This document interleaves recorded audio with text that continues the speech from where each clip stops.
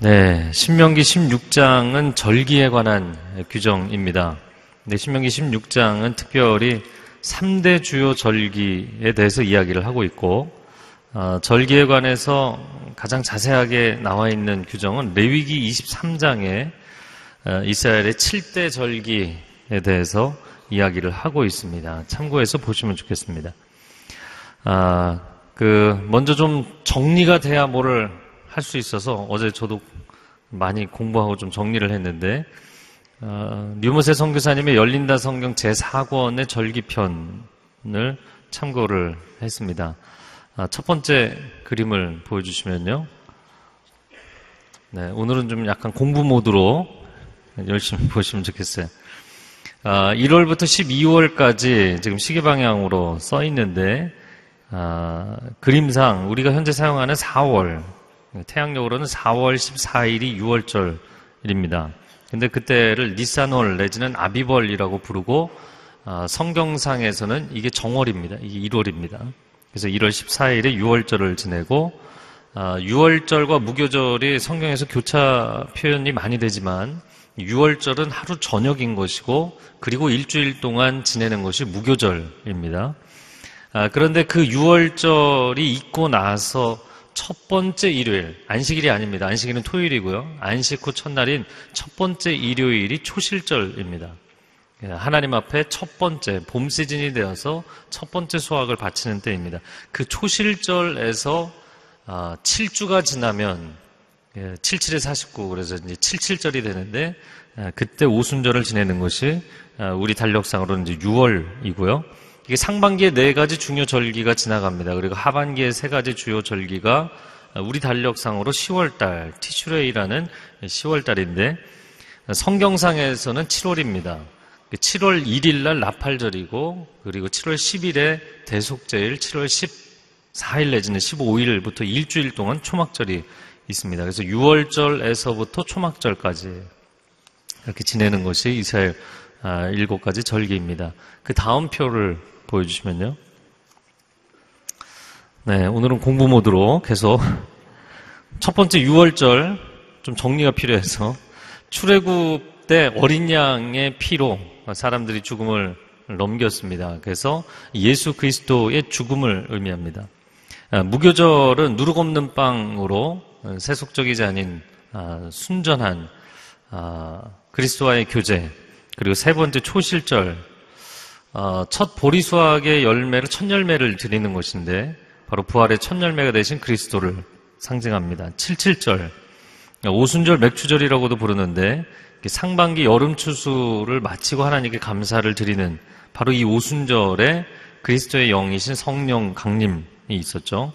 그리고 이제 후반부로 가서 나팔절, 새해 첫날이라고 써놓은 것은 오늘날 현대 유대력에서는 이게 새해 첫날입니다. 그래서 그때 양각나팔을 불러서 하나님의 백성들을 모으죠. 그리스도의 재림 때 나팔 소리와 함께 임하시는 주님. 대속제일은 전 국가적인 회개 금식을 선포하는 날입니다. 그리스도의 속죄를 의미하고요. 마지막 이제 초막절은 장막절 내지는 수장절이라고 부릅니다. 가을 추수이자 1년 추수의 제일 마지막이면서 광야 여정 때 그들이 텐트를 치고 지냈던 그 장막을 경험합니다. 그래서 영원한 하늘나라의 장막 속으로 들어가는 그리스도의 나라를 의미합니다. 네, 7가지를 보았고요. 자, 이제 3가지 오늘 본문에 나오는 3대 절기를 보도록 하겠습니다. 첫 번째는 여호와의 유월절을 기념하라. 오늘 본문의 1절 말씀을 같이 읽어보겠습니다. 시작. 너희 하나님 여호와의 유월절을 기념하라. 아비벌에 그분이 너희를 밤중에 이집트에서 이끌어내셨기 때문이다. 자, 절기는 우리식으로 표현하자면 이스라엘의 명절이다, 이렇게 생각하시면 되겠어요. 우리나라에서 크게 2가지 지키는 명절이 뭔가요? 설날과 추석이죠. 설날에서 추석까지 이렇게 생각한다면 이스라엘 사람들은 뭐겠어요? 6월절에서 마지막 초막절이죠. 6월절과 초막절이 우리의 설날과 추석 같은 개념입니다. 자, 그런데 절기와 명절은 상당히 유사한 것 같지만 차이점이 있습니다. 첫 번째는 절기는 여호와께서 정하신 거예요. 명절은 사람들이 살다가 이때가 중요 시즌이니까 사람이 정한 것이지만 이건 하나님이 정해주신 것입니다. 또 명절은 사람들끼리 모여서 즐기는 것이지만 절기는 하나님 앞에 드리는 예배의 차원입니다. 두 번째, 절기는 사건 전에 제정이 되었습니다. 그러니까 살아보니까 이 시즌이 모두가 공감하는 중요한 시즌이라서 명절로 정한 것이 아니라 하나님이 그 일이 일어나기 전에 제정해 주신 거예요. 6월절의 경우도 6월절 사건이 일어나기 전에 하나님이 그런 일이 있을 거니까 이렇게 앞으로 절기를 지켜라. 그래서 정해 주신 거예요. 그리고 오늘 본문에 나오는 신명기 16장, 레위기 23장에 나오는 모세오경의 이 7절기, 3대 절기도 가나안 땅, 약속의 땅에 들어가기 전에 이미 정해 주신 거예요. 그러니까 명절은 과거를 추억하고 감사하는 개념이 강하지만 절기는 그것뿐만 아니라 미리 우리의 앞길을 인도하시는 하나님에 대한 믿음의 고백. 할렐루야. 이 두 가지 측면이 다 있다는 거예요. 자, 1절에 우리가 보니까 아비벌에 지키라. 6월절은 아비벌 14일에 지냅니다. 아비벌은 현대력으로는 4월이지만 이스라엘 사람들에게는 하나님께서 이때를 정월로 지켜라. 그럼 왜 하나님께서 그 날을 특별히 그 달을 정월로 지키라고 하셨는가? 왜냐하면 그들이 출애굽하던 날 그들은 완전히 새로운 민족으로 거듭났기 때문이에요. 여러분, 만약에 이 6월절이 없었다면 출애굽도 불가능했고 이스라엘 자체의 존재가 불가능했던 것이죠. 6월절이라는 절기는 이스라엘 사람들, 유태인들에게만 적용되는 것이 아니라 크리스찬으로서 우리의 신앙의 여정에서도 6월절을 통과하지 않으면, 예수 그리스도의 보혈로 죄 씻음을 받고 하나님 자녀가 되지 않으면 신앙 여정은 시작조차 하지 못하는 것이죠. 우리의 시작점입니다. 또 본문의 2절 말씀에 보면 너희 소나 양으로 6월절 제사를 드리라 이렇게 돼 있어요. 하나님께서 히브리인들을 이집트의 종살이에서 구원해 내시고자 할 때 10가지 재앙을 주셨는데 바로가 꿈쩍도 안 하다가 마지막 10번째 재앙에서 무릎을 꿇었죠. 모든 집의 장자를 치시는 재앙이었습니다. 그러나 어린 양의 피로 문지방과 문설주에 바른 집은 죽음이 넘어갔어요.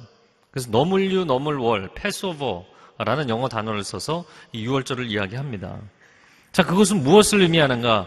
세상죄를 지고 가는 하나님의 어린 양, 예수 그리스도를 통해서만 오직 구원이 임하는 줄로 믿습니다. 오늘날 인본주의, 다원주의 시대가 되었지만 여러분의 구원의 고백, 구원의 체험은 과연 무엇인가? 여러분, 교회에서 그냥 교리를 내가 알기 때문에 아니면 성경의 지식을 내가 얻었기 때문에가 아니라 죽을 수밖에 없는 나를 살려주신 이 생명의 체험, 영적인 체험이 여러분의 구원 체험이 될 수 있기를 바랍니다. 자, 그리고 이어지는 3절과 4절 말씀에 보면 누룩 없는 빵 곧 고난의 빵을 먹으라 이렇게 되어 있습니다. 저를 한번 따라해 보세요. 누룩 없는 빵, 고난의 빵을 먹으라. 그리고 4절에 보면 너희 소유물 가운데 누룩 있는 빵이 전혀 나오지 않도록 하라. 무교병, 누룩 없는 빵이죠. 고난의 빵을 먹으라 말씀하셨어요. 그러면 이 6월절이라는 엄청난 구원을 기념하고 축하하는, 셀리브레이션 하는 이 행복한 절기에 왜 무교병을 먹을까요? 여러분, 설날에 우리가 정말 상다리가 부러지게 음식을 차려서 먹기도 하고 대접하고, 근데 이들은 가장 중요한, 어떻게 보면 설날 같은 이 개념에 민족의 시작점을 알리는 이 6월절에 일주일 내내 딱딱하고 맛없는 빵을 먹는 거예요. 그것은 두 가지 의미를 갖고 있는데, 첫 번째는 죄의 누룩을 제거하라는 것입니다. 내가 이제 하나님의 자녀가 되었으면 자녀라는 이름만 갖고 있는 것이 아니라 죄와 완전히 절연하고 살라는 거예요. 그래서 데살로니가전서 5장 22절에는 이렇게 말씀합니다.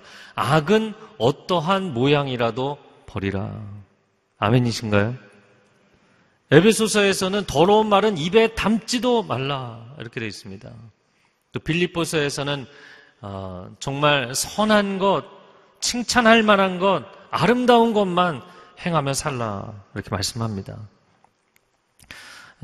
이제 설날이 오기 전에 12월 그 마지막 때 새해를 맞이하면서 집안 대청소 하시는 분들 많이 계시죠? 네.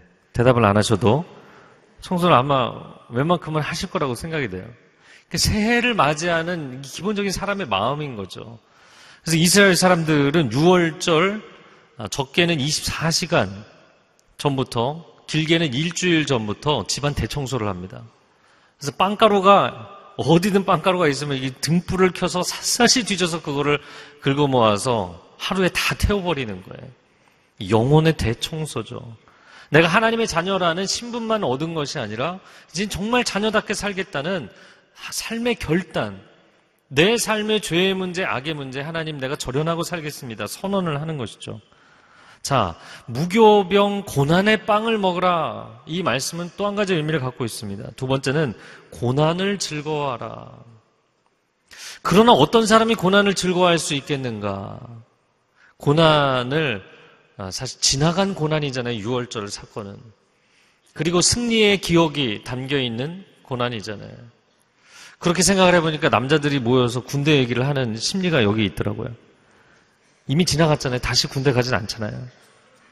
그리고 뭐 추억도 있고 그런 것들을 이야기하면서 즐거워하는 것이죠.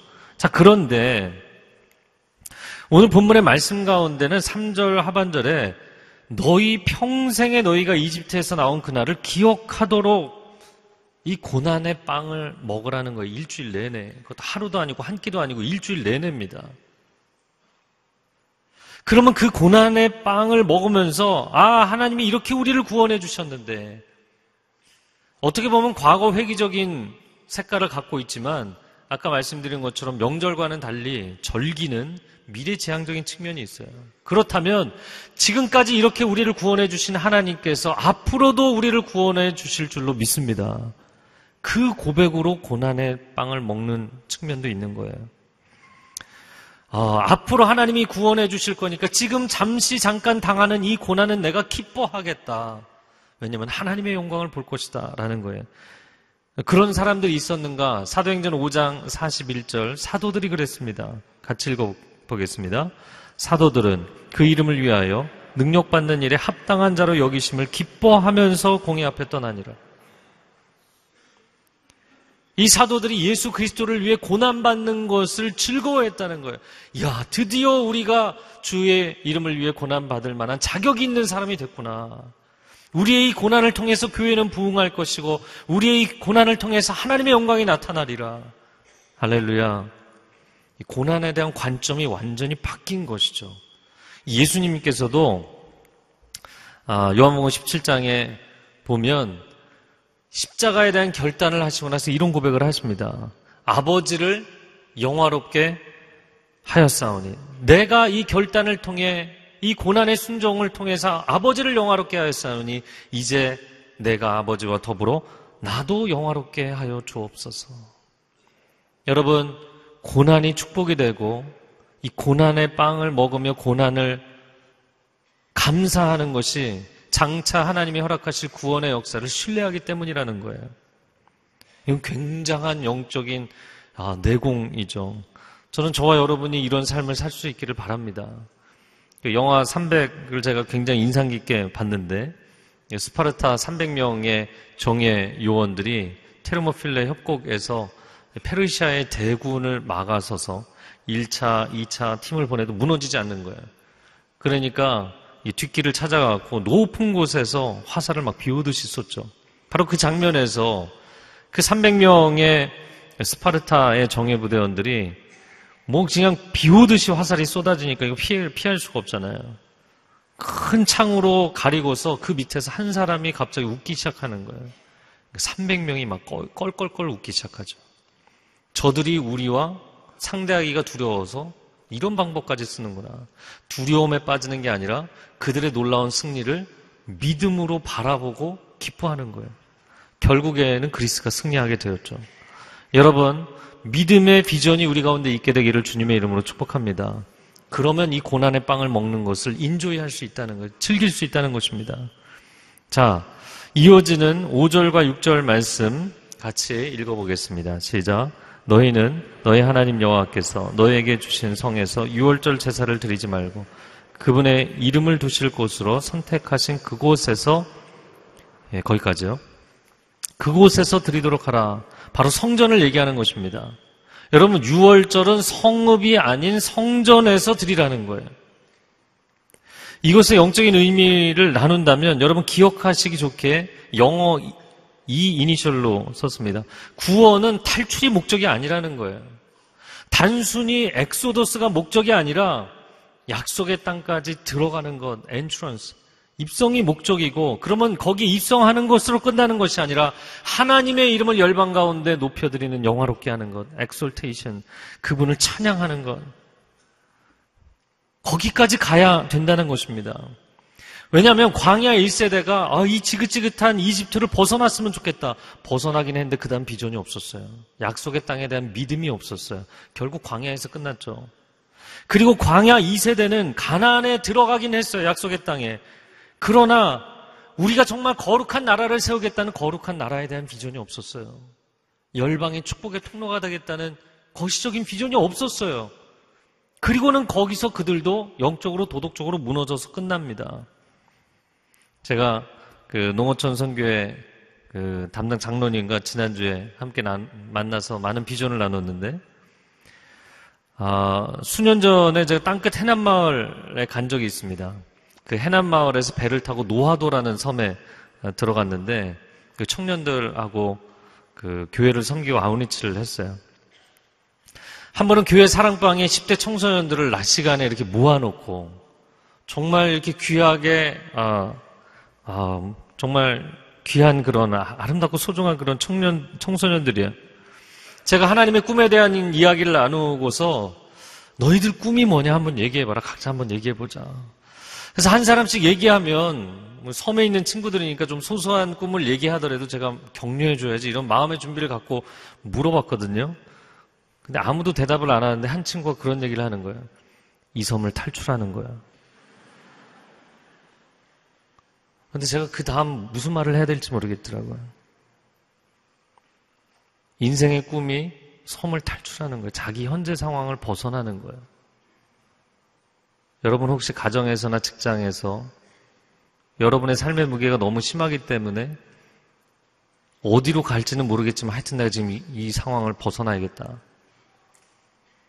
굉장히 절박한 거죠. 절박한 거지만 그게 여러분의 인생의 비전이라면 굉장히 불안한 것입니다. 정신과적인 치료에서도 또 심리 상담에서도 하는 이야기입니다. 아무리 힘들어도 도망가거나 도피하는 것은 스스로 자기 인생을 무너뜨리는 결과를 많이 가져옵니다. 왜냐하면 자기 입지가 계속 줄어들잖아요. 두려워하는 것을 피하면 피할수록 설 곳이 없어요. 나중에는. 여러분, 우리는 어디를 도망가는 게 아니에요. 피하는 게 아니에요. 인생의 비전은 거룩한 하나님의 사람이 되어서 하나님의 영광을 나타내는 적극적인 삶을 살아가는 것인 줄로 믿습니다. 그 비전이 우리에게 필요해요. 그래서 여러분, 성읍에 주저앉지 말고 성전으로 나오라고 주님 말씀하시는 거예요. 이제 우리는 여기에 거주하게 됐으니까 이것으로 우리는 이루었다. 아니요.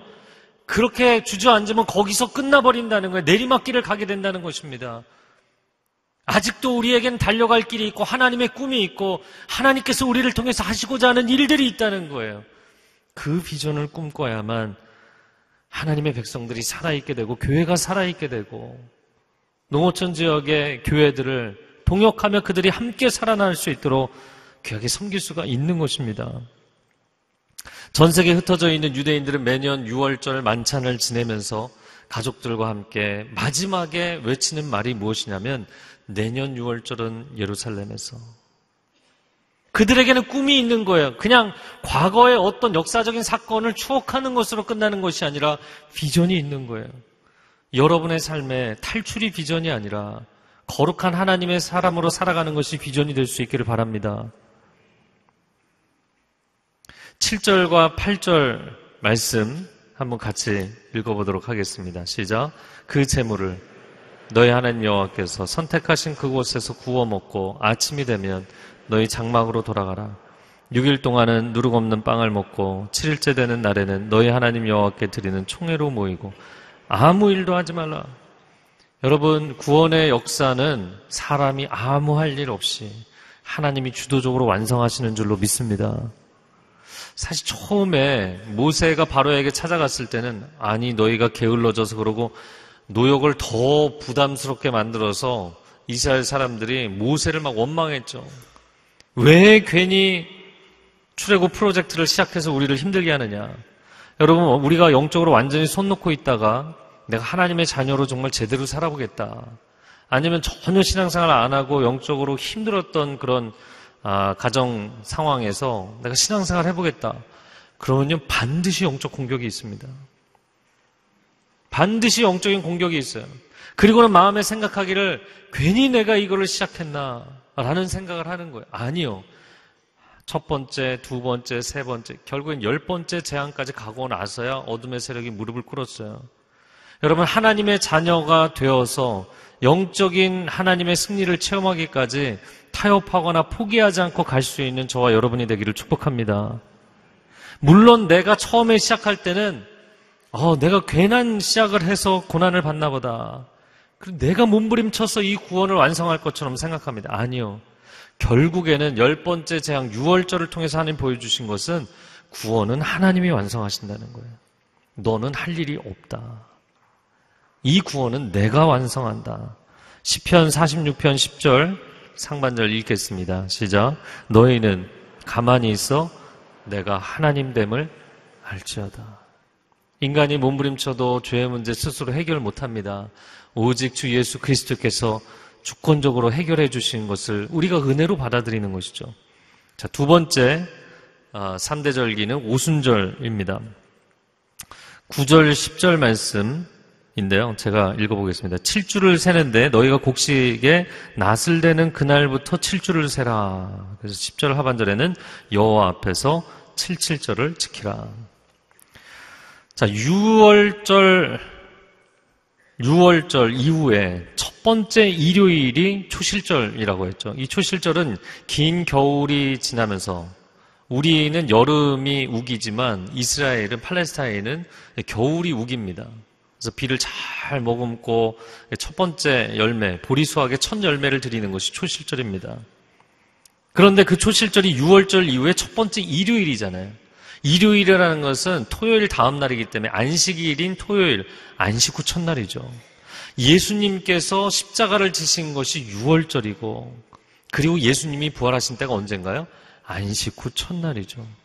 그래서 초실절 바로 그날에 예수 그리스도께서 부활하심으로 부활 생명의 첫 열매가 되신 줄로 믿습니다. 자, 그런데 그 초실절로부터 7번의 7주를 세니까 77절이고요. 거기 하루를 더하면 50일이 되니까 오순절입니다. 수는 10이라는 뜻이죠. 77절이자 오순절이면서 그때 보리와 밀 추수를 하나님 앞에 드리기 때문에 맥추절이라고도 하는 것입니다. 그럼 이 기간이 왜 중요한가? 가나안 땅의 7대 소산물이 풍작이 되느냐 흉작이 되느냐를 결정하는 것이 바로 이 7주간의 기후라는 거예요. 그래서 곡식으로는 보리와 밀, 과실로는 포도와 무화과와 올리브, 석류 대추하자. 근데 이런 이 과실과 곡식이 과연 어떻게 되느냐? 바람이 두 종류의 바람이 부는데 북서풍, 서쪽에서 지중해에서 불어오는 바람은 비구름을 동반하는 것이고요. 남동풍, 아라비아 반도에서 오는 열풍, 시로코 열풍이라고 하는 아주 뜨거운 바람입니다. 그런데 이쪽 뜨거운 바람이 많이 불면 과실이 당도가 높게 연그는 데 상당히 도움이 되고 이 비구름을 동반한 북서풍이 불어오면 밀추수에 도움이 되는 거예요. 그러면 도대체 어느 쪽을 선택해야 되느냐? 그런데 책에 보니까 해답이 하나 나오더라고요. 그 7주 동안 앞부분에는 비구름이 좀 오고 뒷부분에 뜨거운 열풍이 많이 불수록 양쪽 다 잘 된다. 할렐루야. 근데 우리가 한국도 매 기상청 예보 잘못한다고 뭐라 그러는데 일기예보를 정확하게 하기가 얼마나 어렵습니까? 그러니까 그 7주 동안 하늘을 바라보고 간절히 하나님의 은혜를 사모하는 거예요. 하나님, 이 땅은 하나님의 축복으로 주시는 땅 아닙니까? 하나님의 약속을 이루어 주십시오. 그러고 하늘을 바라보고 사모하는 거예요. 우리의 크리스찬으로서 신약 성경의 신앙적 여정을 놓고 봤을 때도 바로 이 절기입니다. 오순절에 예수 그리스도께서 약속하신 성령을 간절히 사모해서 성령 강림을 체험하게 된 것이죠. 그러면 그 50일을 우리에게 어떻게 사용하게 하셨는가? 예수님께서 제자들에게 40일 동안은 하나님 나라에 대해서 말씀 강의를 집중적으로 해주셨어요. 여러분, 말씀이 얼마나 중요하냐면 3년 동안 예수님이 주로 하신 사역은 기적이 아니라 말씀을 가르치신 내용이었고요. 그리고 부활하신 예수님이 부활을 통해서 막 능력과 기적으로 제자들 믿게 하신 게 아니고요. 40일 동안 말씀만 가르치셨어요. 말씀만 가르치다 가셨어요. 그리고 나머지 10일 동안 성령을 사모하면서 뜨겁게 다락방에 들어가서 기도했습니다. 그리고 나서 오순절 성령께서 임하신 줄로 믿습니다. 그래서 여러분, 오늘날 우리가 유월절을 통과해서 이제 하나님의 자녀가 되었단 말이죠. 그런데 하나님의 자녀라는 그냥 타이틀뿐만 아니라 정말 영적인 풍성한 열매를 맺으려면 반드시 두 가지 요소가 필요한데 말씀과 성령입니다. 말씀과 기도입니다. 이것을 채워야만 영적으로 열매 맺는 삶이 되는 거예요. 그래서 초신자들이 이 시즌을 잘 보내는 것이 중요합니다. 이 7주간으로 절기상 나타나 있는 그때를 어떻게 보내느냐가 중요해요. 제가 대학 청년부 담당할 때 10개 예배 공동체가 있는데 이 새벽 예배들을 각자 드리거든요. 제가 길 공동체에 새벽 예배를 갔다가 깜짝 놀랐어요. 너무 초신자들이 많이 나오는 거예요. 얘기를 들어보니까 주일날 새가족 사역팀이 이 새가족 사역팀으로 섬기는 청년들이 전부 새벽 예배를 많이 나오는 사람들이었어요. 그러다 보니까 초신자들이 이제 청년들이 오면 다 새벽 예배로 초대를 한 거예요. 할렐루야. 그러니까 교회 나가서 교회를 다니려면 새벽 예배를 다니는 거구나 이렇게 생각을 하고 전부 새벽 예배를 나오신 거예요. 그런데 그렇게 새벽 예배를 에브리데이 하나님 앞에 예배드리고 말씀 듣고 기도하니까 2달, 3달 만에 방언이 터지는 사람, 또 3달, 4달 만에 아웃리치를 가고 한 학기가 지나서 순장이 되고 영적인 성장의 속도가 너무너무 빠른 거예요. 근데 예수 그리스도를 영접하고 주일날도 갈까 말까 그렇게 10년을 지나고 20년을 지나도요 열매가 안 생겨요. 성장이 일어나지 않아요. 그리스도를 닮은 성숙이 일어나지 않아요. 여러분 이 시즌을 잘 보내셔야 됩니다. 여러분 자신도 그리고 여러분이 양육하는 분들도 이 시즌에 결국 열매가 좌우된다는 것이에요. 11절 말씀 같이 읽겠습니다. 시작. 그분이 당신의 이름을 둘 곳으로 선택하신 그곳에서 기뻐하되 너와 내 아들, 딸들과 내 남종들과 여종들과 내 성 안의 레위 사람들과 너희 가운데 사는 이방 사람들과 고아들과 과부들과 함께 즐거워하라. 너희가 기뻐하되 너뿐만 아니라 자녀들, 남종, 여종, 그리고 레위인, 객과 고아와 과부까지 모두가 함께 즐거워하라. 이 모습이 사실은 초대교회에 등장한 교회의 모습입니다. 그래서 표를 또 하나 준비를 했는데 한번 보시면 이 6월절은 예수 그리스도의 십자가를 의미하죠. 초실절은 부활을 의미하고요. 오순절 성령 강림을 통해서 드디어 집단적인 열매, 영적 열매로 나타난 것이 교회였어요. 이것을 다르게 표현하자면 예수 그리스도 복음의 씨앗을 뿌린 그 위에 성령의 단비가 내려서 교회가 자란 것입니다. 이걸 하 목사님 뭐라고 표현하셨냐면 예수님이 꿈꾸시고 성령님이 춤추시는 교회. 할렐루야. 이런 표현은 진짜 놀라운 것 같아요. 또 이렇게 표현하셨어요. 복음의 씨앗으로 잉태되어 성령의 능력으로 출산된 교회다. 이게 교회의 모습입니다. 그런 교회는 모든 사람들이 막 은혜가 넘치니까 모든 사람들이 함께 기뻐한다는 것입니다. 그런 교회는 3가지 차별이 없는데 첫 번째 구원의 차별이 없습니다. 남녀노소 그가 누구이든지 간에 오직 예수 그리스도를 통해 구원받는 줄로 믿습니다.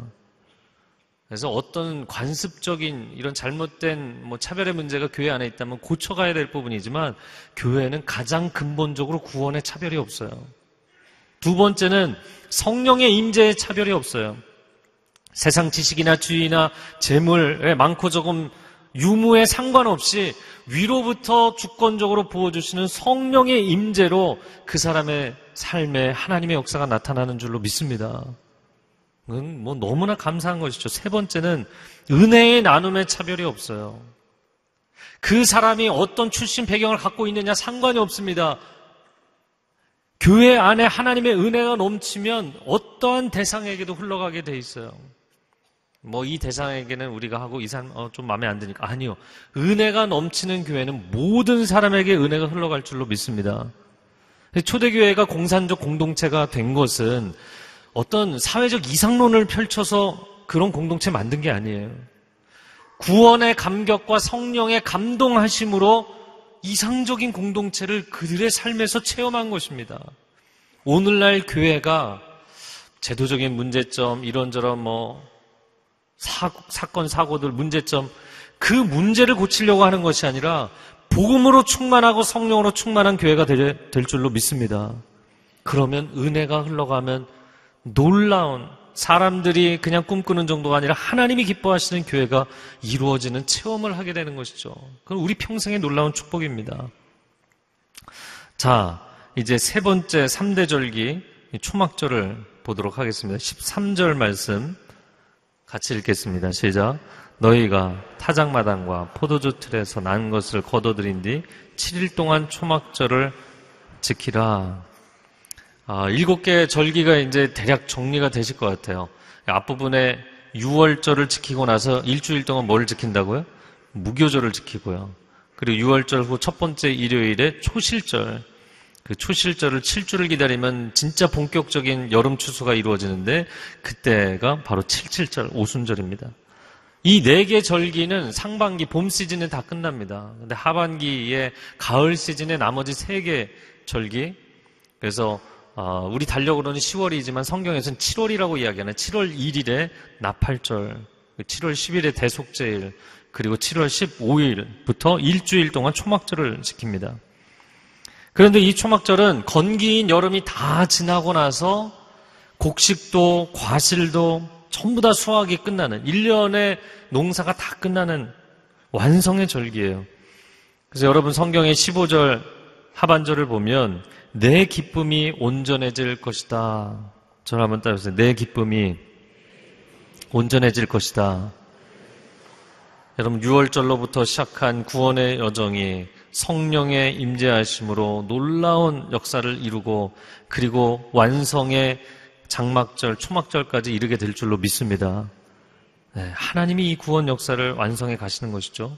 자, 그런데 이때를 보면서 한 가지 질문을 던지게 되는 것은 너무나 특이한 풍습을 가지고 있었다는 거예요. 수장절이라는 말은 추수해서 창고에 저장을 하기 때문에 수장절인데 그 수장절, 마치 오늘날의 추수감사절과 같은 풍요로운, 추석과 같은 그 풍요로운 절기에 왜 밖에다 야영을 하도록 초막을 짓고 초막절을 지내게 했냐는 것이죠. 도대체 왜 그런 광야 시절을 기억하며 힘든 시간을 보내라고 했는가?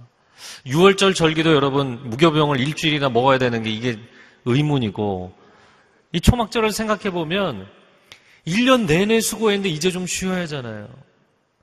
그리고 이제 겨울이 다가오기 때문에 밤에는 날씨도 쌀쌀해집니다. 그런데 야영을 하도록 시키셨어요. 3가지 이유입니다. 첫 번째는 하나님이 여기까지 나를 인도해 주셨다는 믿음의 고백이에요. 내가 열심히 일하고 수고하고 땀 흘려서 얻은 것이지 내 배를 두드리면서 살면 사람이 하나님 바라보지 않아요. 그 가장 만족스러운 순간에 노숙을 시키시는 거예요. 야영을 시키시는 거예요. 너희의 인생이 원래 어디서 시작했는지 아느냐? 정말 힘들고 가난하고 아무런 도움을 얻을 수 없을 때 내가 너를 광야에서 먹이고 입히고 너를 살렸다. 할렐루야. 여러분, 최고의 축복의 순간에 하나님 앞에 최선의 예배를 드리는 삶이 되시기 바랍니다. 두 번째는 인생은 나그네길이고 순례길이라는 것을 고백하라는 거예요. 나는 여기 정착했으니까, 나는 집을 샀으니까, 내 자녀들이 이제 성공하고 결혼까지 했으니까 내 인생은 여기서 이제 완성된 것이다. 아니라는 것입니다. 우리 인생은 여기가 끝이 아니고 여기는 지나가는 나그네길이요 과정에 불과한 것입니다. 천성문 앞에 서는 그날까지 가는 것이죠. 세 번째, 육신 장막을 벗고 하늘의 장막으로 들어가리라. 우리 말씀을 한 구절 읽겠는데 고린도후서 5장 1절 말씀 읽어보겠습니다. 시작.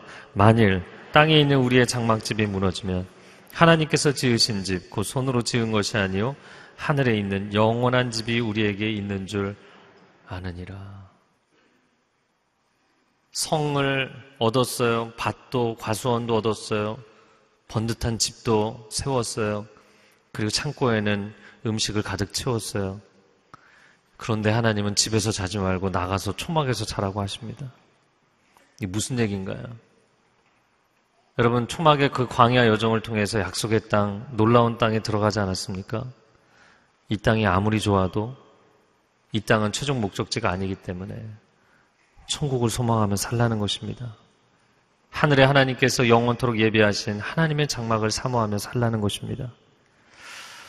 이 시간 함께 기도하겠습니다. 기도할 때